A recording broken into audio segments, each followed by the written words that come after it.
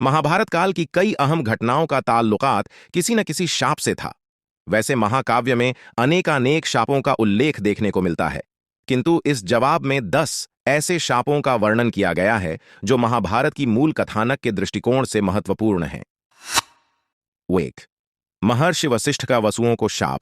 एक समय 8वां वसु अपने पत्नियों के संग वशिष्ठ जी के आश्रम के नजदीक रमण कर रहे थे। तभी उन वसुओं की स्त्रियों ने वशिष्ठ जी की कामधेनु गाय नंदिनी को देखा। द्यो नामक वसु की स्त्री ने उस गाय की इच्छा जाहिर की। तभी द्यो ने अपने भाइयों के साथ मिलकर उस गाय का अपहरण कर लिया। यह जानकर मुनि वशिष्ठ कुपित हो उठे और उन्होंने सभी वसुओं को मानव योनि में जन्म लेने का शाप दे दिया। लेकिन उन्होंने 7 वसुओं को यह भी आश्वासन दिया कि वे इस शाप से तत्काल मुक्ति पा लेंगे, किंतु द्यो नामक वसु दीर्घकाल तक इस शाप से ग्रस्त रहेंगे।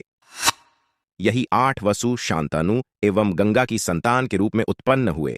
गंगा जी ने अपने 7 पुत्रों के जन्म होते ही उन्हें नदी में बहा दिया था। द्यो नामक 8वां वसु महामहिम भीष्म के नाम से विख्यात हुए, जो दीर्घकाल तक जीवित रहे और सदा दुहक भोगते रहे। 2. महाराज पांडु को किंदम मुनि का शाप। किसी दिन महाराज पांडु वन में शिकार करने गए हुए थे। वहां उन्हें एक मृग दिखाई दिया जो एक मृगी के साथ मैथुन कर रहा था। उन्होंने दोनों अपने बाणों से बींध डाला। असल में वह किंदम मुनि थे, जो एक मृग का रूप धारण कर अपनी पत्नी के संग रति क्रीड़ा में संलग्न थे। उन्होंने मरते मरते पांडु को शाप देते हुए कहा कि पांडु की मृत्यु भी अपनी पत्नी के साथ समागम करने के दौरान होगी। उन्होंने आगे यह भी कहा कि जैसे उनकी पत्नी की भी मृत्यु हुई है, उसी प्रकार पांडु के मर जाने के पश्चात उनकी पत्नी भी स्वयं मृत्युलोक का वरण कर लेगी। इसी शाप के कारण पांडु की मृत्यु हुई थी और उनकी पत्नी माद्री ने स्वयं मृत्यु का वरण किया था। दुर्योधन को महर्षि मैत्रेय का शाप। जब पांडव वनवास भोग रहे थे, तब मैत्रेय मुनि दुर्योधन को समझाने के लिए हस्तिनापुर आए हुए थे। उन्होंने उसको पांडवों के प्रति प्रेम और सद्भाव का आचरण करने को कहा, किंतु दुर्योधन ने उनकी अवहेलना करते हुए कोई जवाब नहीं दिया। इससे मैत्रेय आरषि क्रोधित हो उठे और उन्होंने दुर्योधन को शाप देते हुए कहा कि यदि उसने पांडवों के साथ मेल मिलाप नहीं किया, तब एक भीषण युद्ध होगा जिसमें भीमसेन दुर्योधन की जंघा को तोड़ डालेंगे। 4. उर्वशी का अर्जुन को शाप। अर्जुन जब इंद्रलोक गए थे, तब स्वर्ग में विचरने वाली अप्सरा उर्वशी उनके ऊपर मोहित हो गई थी। एक दिन वह काम से पीड़ित हो अर्जुन के कक्ष में गई। उसने अर्जुन से अपने मन की इच्छा जाहिर की, किंतु अर्जुन ने उसकी इच्छा को नकारते हुए उससे कहा कि वो उसको अपनी माता कुंती के समान मानते हैं, इसलिए वे उसकी काम भावना को शांत नहीं कर सकते। यह सुनकर उर्वशी क्रोधित हो उठी और उसने अर्जुन को नपुंसक होने का शाप दे दिया। यह शाप अर्जुन को अज्ञातवास के दौरान अपनी पहचान छुपाने में काम आया। अज्ञातवास के पश्चात अर्जुन को पुरुषत्व पुनः प्राप्त हुआ था। 5. स्थूणाकर्ण को कुबेर का शाप। स्थूणाकर्ण एक यक्ष था। चूंकि शिखंडी का जन्म एक स्त्री के रूप में हुआ था, वह इस यक्ष के पास उसका पुरुषत्व लेने के लिए गई। उसने यक्ष के पुरुषत्व के बदले उसे अपना स्त्रीत्व दे दिया।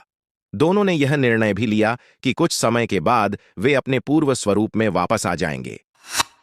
इसके बाद स्थूणाकर्ण अपने महल चला गया। वहां यक्षराज कुबेर उससे मिलने के लिए आ रखे थे, किंतु उसमें स्त्री गुण होने के कारण वह लज्जा के मारे उनका अतिथि सरकार न कर सका। इससे कुपित होकर कुबेर ने उस यक्ष को शाप दे दिया। उन्होंने बोला कि यह यक्ष तब तक पुरुषत्व प्राप्त नहीं कर सकेगा जब तक शिखंडी की मृत्यु न हो जाए। कर्ण को परशुराम जी का शाप। द्रोण के द्वारा दिव्यास्त्रों की शिक्षा न मिलने के कारण कर्ण एक ब्राह्मण का वेश बनाकर परशुराम जी से शिक्षा ग्रहण करने के लिए गए। एक दिन परशुराम जी उनकी गोद में सिर रखकर सो रहे थे। तभी एक कीड़े ने कर्ण की जंघा को जोर से काट डाला। जख्म होने के कारण उसमें से रक्त बहने लगा। अपने गुरु के नींद की चिंता करते हुए कर्ण उस दर्द को सहते रहे, किंतु जब उनके जंघे से रक्त बहने लगा, उनके गुरु की नींद खुल गई। कर्ण के सहन शक्ति को देख उनके गुरु ने यह अनुमान लगा लिया कि वे एक क्षत्रिय हैं, न कि कोई ब्राह्मण। चूंकि उन्होंने अपने गुरु से झूठ बोला था, इससे कुपित होकर उन्होंने कर्ण को शाप देते हुए कहा कि जब उनका मुकाबला उनके समान किसी योद्धा से होगा, तब कर्ण को ब्रह्मास्त्र का विस्मरण हो जाएगा। 7.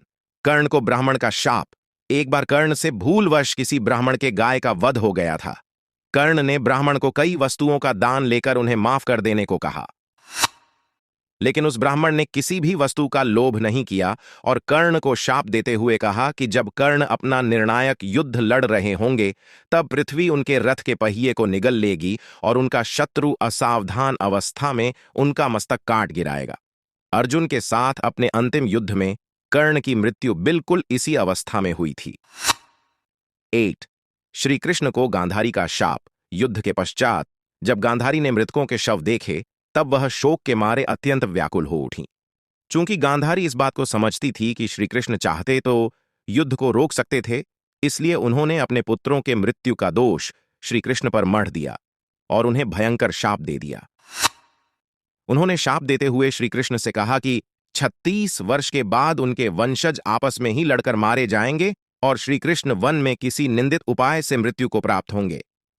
यदुवंश की विधवा स्त्रियां भी कौरवों के स्त्रियों की भांति ही विलाप करेंगी। 9 युधिष्ठिर का समस्त स्त्री जाति को शाप।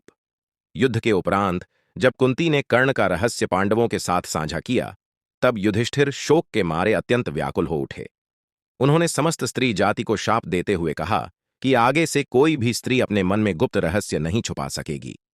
10 श्री कृष्ण का अश्वत्थामा को शाप। युद्ध के पश्चात अश्वत्थामा ने पांडवों के गर्भ पर ब्रह्मशिर नामक घातक अस्त्र का प्रयोग किया था, जिससे कुपित होकर श्री कृष्ण ने उसे 3000 वर्षों तक एकांत में भटकने का शाप दिया। श्री कृष्ण ने यह भी कहा कि उसके शरीर से लहू और पीव की दुर्गंध निकलते रहेगी और वह सदा रोग से ग्रस्त होकर पृथ्वी पर विचरण करेगा।